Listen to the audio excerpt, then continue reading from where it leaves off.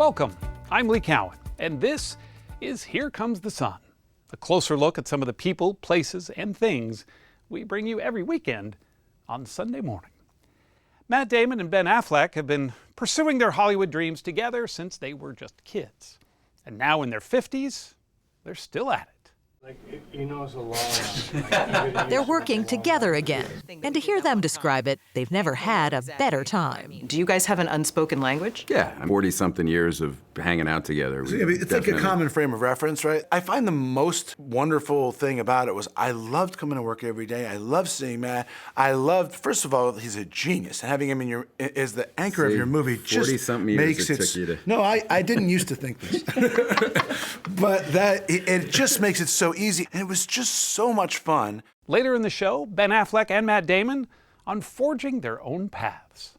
So talk about working together, because is it fair to say that early on you made a conscious decision to separate yourselves? You didn't want the Laurel and Hardy syndrome?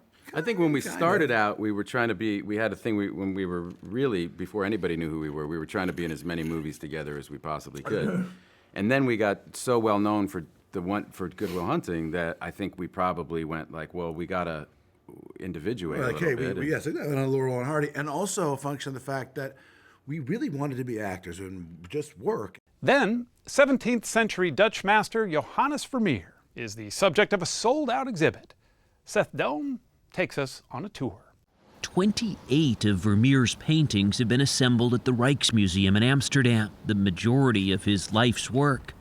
Gregor Weber is co-curator of what he calls a once-in-a-lifetime show. This exhibition was your idea? I dreamed of this exhibition, but as this dream came true, it is, exciting. That's all coming up right here on Here Comes the Sun. They were mere 20-somethings when Good Will Hunting won an Academy Award for Best Screenplay back in 1998. And Ben Affleck and Matt Damon have been stars ever since.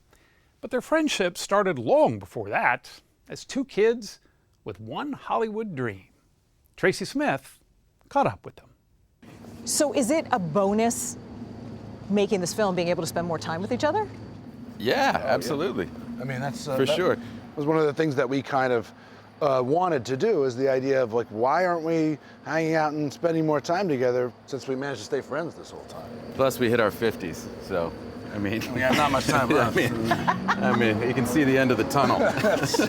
From the sound of it, Ben Affleck and Matt Damon are in a good place these days. They're working together again. And to hear them describe it, they've never had a better time. Do you guys have an unspoken language? Yeah, 40-something years of hanging out together. It's like a common frame of reference, right? I find the most wonderful thing about it was I loved coming to work every day. I loved seeing Matt. I loved, first of all, he's a genius. And having him in your as the anchor of your movie just 40-something makes years it. Took you to... No, I didn't used to think this, but it just makes it so easy, and it was just so much fun. I don't know. It's kind of felt like just us and getting to do the thing that we wanted to do. I did. I loved it. I loved it. I miss it every day since. It was the best work experience of my life, without question. And that experience is Air. The movie is about Nike and how back in 1984, they built an entire shoe brand around one NBA rookie player they thought would become a household name. I need the greatest basketball shoe that's ever been made. Who's the player? Michael Jordan. Michael Jordan. I'm willing to bet my career on Michael Jordan. Come on, man. Affleck, who's also the film's director, plays Nike founder Phil Knight. And Damon is Sonny Vaccaro, the Nike exec who tries to sell him on the idea. I mean, if you look at him, if you really look at Jordan, like I did, you're gonna see exactly what I see. Which is what? The most competitive guy I have ever seen. He is a f***ing killer. Is it the shoes?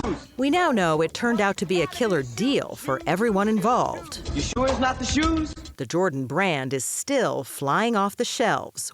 The The movie is not a biopic, but Affleck made sure everyone looked as close to real as possible, especially Damon. Did you notice that he lost the weight? Yeah, so let's talk about that. My Physical favorite thing about Ben transformation. is that he put me in a fat suit when I finally get to work with him. And my wife saw the movie, and I said, "What did you think?" And she goes, "The movie is great. You look like..." And according to Affleck, Michael Jordan himself had a few suggestions. What did he tell you was important to him? A number of things, and I'm not sure that I'm at liberty to share every single one. But what I will tell you is he said, Viola Davis is going to be my mother. Which is kind of like choosing Michael Jordan for your basketball team. My name's Sonny Vaccaro. I'm with Nike. Do you typically make it a habit of showing up at people's front doors unannounced? I don't like to take no for an answer. Oh, man, here we go. Viola Davis was in fact cast as Michael's mom, Dolores Jordan. Best day of my life. And Chris Tucker plays and helped write the part of someone he knows personally, Nike VP Howard White. All that matters is how much do you believe? I believe in you. I called Chris Tucker, and he was like, who I've always thought was a genius and wanted to work with. And he was like, I know Howard White. I was like, you know Howard White? Turns out later, Chris Tucker knows everybody. Literally everybody. One person we see very little of is an actor who plays Jordan. Why do we not see Michael Jordan in this movie? We don't see Michael Jordan for the very, what was obvious reason to me, which is that this is a movie about an icon, about somebody who's so meaningful that the minute, I show you somebody and tell you, like, hey, that's Michael Jordan, you just go, no, it isn't. I know what Michael Jordan is. I know what he is. And not only that, the only actor who could play Michael Jordan was a little old to play this part, and we probably couldn't afford him. But the idea was, like, if I show you something, that's not Michael Jordan, and now everything else is fake. So the final result feels real. And as always, it was a team effort. Ben Affleck and Matt Damon met as kids in Cambridge, Massachusetts, and clicked from the start, chasing the same Hollywood dream. You might not have caught them in 1989's Field of Dreams as extras somewhere in the crowd in Boston's Fenway Park. Are you like me now? But you might have seen them in this. My boy's wicked smart. You don't owe it to yourself. You owe it to me. Because tomorrow I'm gonna wake up and I'll be 50. And I'll still be doing this. For Good Will Hunting, both won the Oscar for original screenplay, and it launched them, ready or not, into the Hollywood stratosphere. What did it do to you guys to win it that young? I remember it didn't settle in it was like a couple years, I think. It was just completely surreal. March of '98, I was 25 years old. Yeah.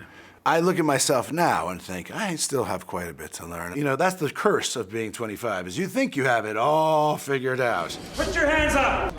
Of course, they have figured it out. Individually, they've earned everything from box office respect.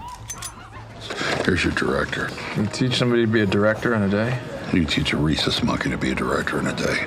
To more Oscar gold. I stood out here in front of you all, really just a kid, and I went out, and I never thought that I would be back here. Frankly, one of the lessons of growing older is it's not all about money. It's not the most important thing. You spend your life chasing money, you might end up with a lot of money, but you probably miss out on a lot of things. I haven't found that money changed any happiness that I had. In fact, that's the beautiful thing about this, is the happiness was being able to be here every day in Los Angeles where my children are and see them every day. Have them come visit the set, work with my best friend my whole life. There's nothing more that I want in my life. I thought, well, this is it. This is what I've always wanted, And then I thought, that might mean I'm about to die. I literally had the same thought.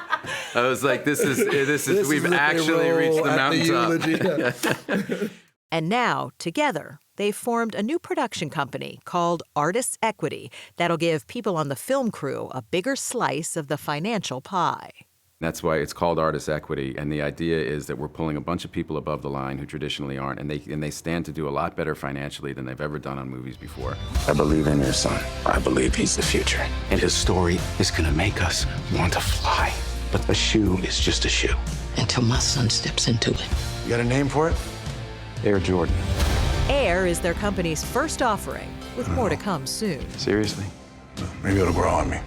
We're just getting rolling, working again with Amazon to do the story of a wrestler named Anthony Robles, who was born with one leg and won a national championship for Arizona State. And who's starring in that movie? I know where you're going with this, but I'm going to tell you who the lead actor is. And, is there another actor in that movie? We always hire the very best performers, and in this case, I can say every single person that's been cast so far, I think, is the very absolute best choice.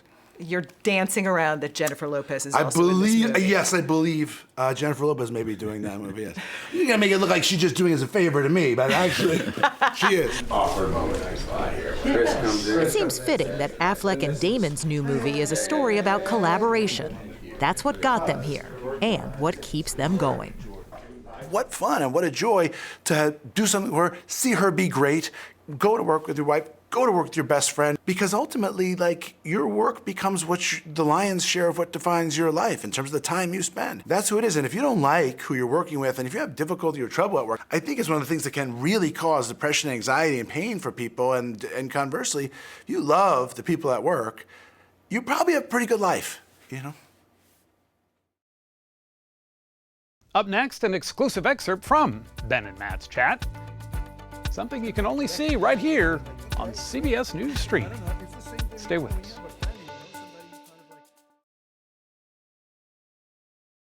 As promised, here's more from Tracy Smith's conversation with Matt Damon and Ben Affleck. Growing up as teens in the 80s, what'd you think of Nike? Well, couldn't afford them. Dude, I can remember when the really cool. This was interesting because this sort of came back to me in the movie. Like, I sort of vaguely remember the time where it was all about shell toes and Adidas, and that was the brand. I mean, there were multiple brands that were kind of floating around at the level of cool. But in fact, I went back and found a picture from, it would either be late '85 or early '86, of my brother wearing the Air Jordan, the first Air Jordans, and I can remember how all of a sudden Nike just became ascendant, and it really does correlate right with Michael Jordan and those shoes, and changing the way young people saw like what was cool. It's like the beginning of sneaker culture, really. Because leading up to that, it was shell toes and jumbo laces, and all that. That was kind of the world that we were in junior high school and going into high school. And then suddenly it changed. It changed completely. And then then it was the Jordans were the only shoes to have, and then that translated, of course, into like a Nike T-shirt and the Nike tracksuits and stuff. Is sort of like talk about in the movie. It has this halo effect. So talk about working together, because is it fair to say that early on you made a conscious decision to separate yourselves? You didn't want the Laurel and Hardy syndrome? I think when we started out, we were trying to be, we had a thing when we were really, before anybody knew who we were trying to be in as many movies together as we possibly could. And then we got so well known for Good Will Hunting that I think we probably went like, well, we gotta individuate a little bit. Yes, on Laurel and Hardy, and also a function of the fact that we really wanted to be actors and just work. And as an actor, you get it's ingrained in you that like it could go away at any time, and just having the opportunity to do it is so rare and exceptional that once you start getting the opportunities to do that, it's almost like impossible to sort of go, well, no, or I'm going to do something with Matt. Just go, okay, he's going to, and Matt in particular, just throughout his entire career, has had offers from some of the great, I think pretty much, all the great directors out there. It's a very hard thing to be like, no, Martin Scorsese, no, Steven Spielberg. He's really one of the great gifts. Things I envy about Matt, and there's not many. Really not many. Is the experiences he's had to learn from some of these incredible directors over there, the Coen brothers. I mean, Don McCarthy. I could rattle off your resume, but if you go look at IMDb, you'll see it's a really beautiful list. But it's very hard to say no because when we became famous, first of all, that's a very weird experience, and it's so surreal that suddenly you're having these conversations where these great directors are offering you a movie, and it's like, it's unconscionable to say no, right? I mean, I think probably for 10 years, we didn't even look up. We were just like, yep, the next one, yep, and it was like, of course I'm gonna, and before we kind of took a breath and went, wait a minute, I don't have to do every movie. I can kind of take a break but still to this, it's like somebody calls and they say, so-and-so offered you a movie. It's like, well, that struggling actor in you is always there. Did the friendship help over the years? Yes, it helped enormously. I think because what was happening was so surreal. The experience of becoming famous, what's very odd about it is that intellectually, like overnight, your world changes completely, but the world doesn't change at all. So intellectually, everything's the same. There's still a crisis in the Middle East. There's still, all the things that matter in the world still matter. But your experience, your subjective experience, is forever changed. So when you walk into a room, it's not the same experience as it used to be when you walked into a room. Suddenly people turn and they look at you. It kind of wrong foots you for a while. I mean, it took a couple years for me to get my bearings. And so to have, your best friend who you grew up with going through the exact same thing, and everybody sees the positive. Everybody goes, oh my God, it's like, and I used to say it was like winning the lottery and my best friend winning the lottery too. That was the upside, that we were suddenly working and kind of fulfilling this kind of dream that we'd had. But the friendship at Matt has been invaluable in other, even more meaningful ways. And I love the guy. If you're lucky enough, we had a lot of friends. We were in high school and we had a lot of people that we grew up with. And I still love all of those people. Life, narrows our circles with family and that sort of thing. And you don't need a lot of friends, but you're really blessed if you have even one who you love and trust as much as I've met. And I can't even count the number of things that I'm grateful for about this friendship. And it's really not all that different probably from anybody sitting at home watching this thinking about their own best friend, honestly. And whatever capacity they're meaningful to you. We're social animals that want to have these relationships. And that's really the lottery, Up next, the Master of Light.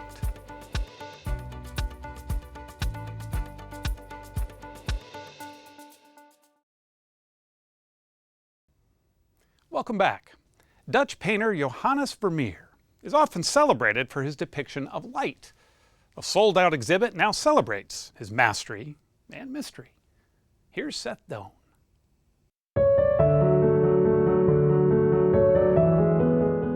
As an artist, he's hailed as a master for his use of light, rich pigments, and the serenity of his interior scenes. As a man, however, Dutch painter Johannes Vermeer is very much still a mystery.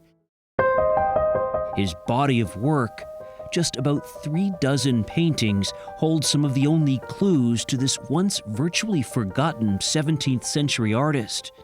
Today, even one of his masterpieces can be a museum centerpiece, which makes this exhibition extraordinary. Have there ever been this many Vermeers together at any point? No, I think also Vermeer never saw himself such an amount of his own paintings together. 28 of Vermeer's paintings have been assembled at the Rijksmuseum in Amsterdam, the majority of his life's work. Gregor Weber is co-curator of what he calls a once-in-a-lifetime show. This exhibition was your idea? I dreamed of this exhibition, but as this dream came true, it is exciting. You heard that the Frick in New York was going to be closed for remodeling, and you thought, they've got some Vermeer paintings. Yeah. Let's start putting something together? Yeah, and if you get them, then of course you can continue collecting all the other ones. The Rijksmuseum already had 4. Others are on loan from New York, Washington, Paris, and this one from The Hague. Weber likens Girl with a Pearl Earring to the Mona Lisa for her captivating gaze.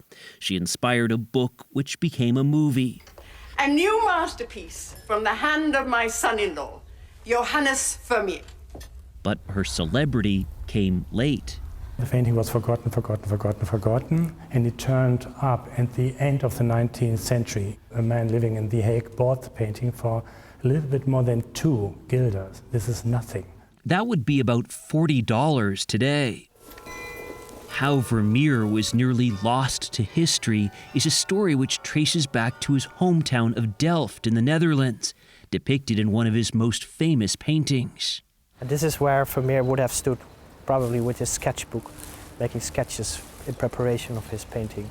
Art historian David de Haan notes that during Vermeer's lifetime, neither the artist nor his art ever really left Delft. His main patron was here. Yeah, that didn't do much good to his fame, the fact that he had just a small body of work and that most of the paintings stayed in Delft and then they moved into different private collections. Vermeer painted slowly, just about 2 pieces a year. This one is called The Little Street. This woman sweeping would have been down this little alley. Exactly. To find this location, a researcher used tax records. Marriage and death records are on display at the Prinsenhof Museum, where de Haan is curator. From that we have to sort of piece together a little bit of insights into how his life was. It's a bit of a puzzle. There are no known self-portraits, though some suggest this could be the enigmatic painter who fathered 15 children and died in 1675 at just 43. His widow wrote that Vermeer was unable to sell any of his art, lapsed into such decay and decadence, and as if he'd fallen into a frenzy, suddenly died. Documents reveal she traded Vermeer's art to pay for bread. So the local baker had these, what would wind up being priceless artworks. Yeah, it's sort of weird that you imagine now having a baker owning 3 paintings by Vermeer, but that was actually the case. View of Delft may have saved Vermeer from obscurity. Nearly 2 centuries after his death, a French art critic came across the painting, describing it as superb and most unusual. He became obsessed with the then obscure artist and helped establish Vermeer as a master of the Dutch Golden Age. How was it to work on something like this? It's amazing. Iga Versleppe is one of the researchers using new technologies to analyze Vermeer's paintings. Vermeer's doing some things that we don't see with other 17th century painters. So the very unusual buildup of paint layers, unusual use of certain pigments. So he's really experimenting in his paintings, and that's what really amazes me. With such precious few works, and never so many in one place, this show sold out in 2 days. Where does Vermeer sit in the pantheon of great painters? This depends on your artistic feeling. For me, at the top.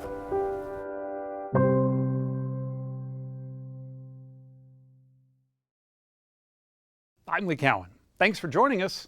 We'll see you here next time on Here Comes the Sun.